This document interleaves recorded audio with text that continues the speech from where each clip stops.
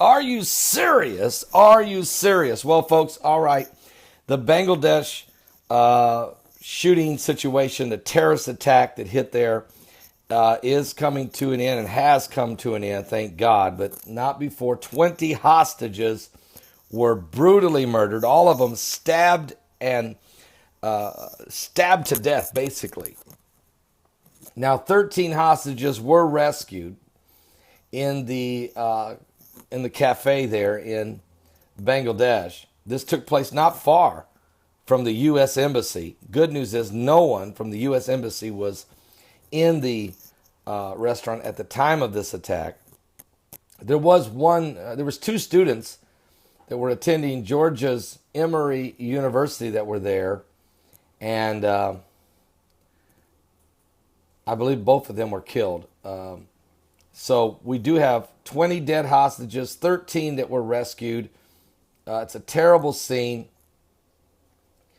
There were two students there, and one of them was killed. It was a sophomore, and she was murdered there.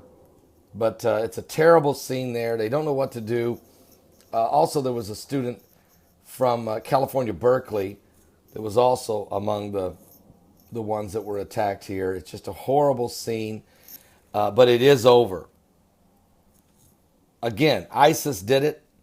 ISIS claims responsibility. Everyone knows they did it. The radical Islamic terrorists that are affecting the world now.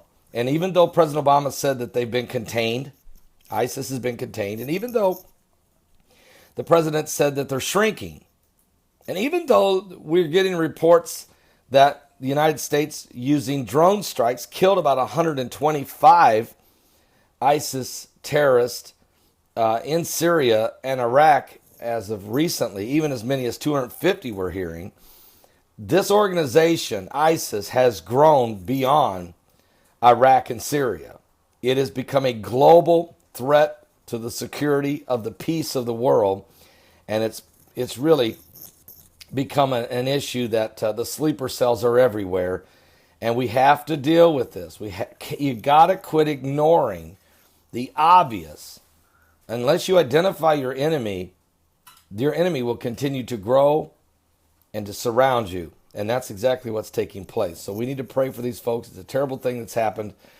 We pray for the families of the victims, and we pray for the injured, and we pray for everyone that was traumatized by this event. And it just continues, all right? It just continues. God bless all of our servicemen and women in uniform this weekend, this being the 4th of July weekend. And I want to say thank you to all the veterans as well and patriots who stood for freedom. I'm Pastor Paul Begley. Are you serious? We're living in the last days.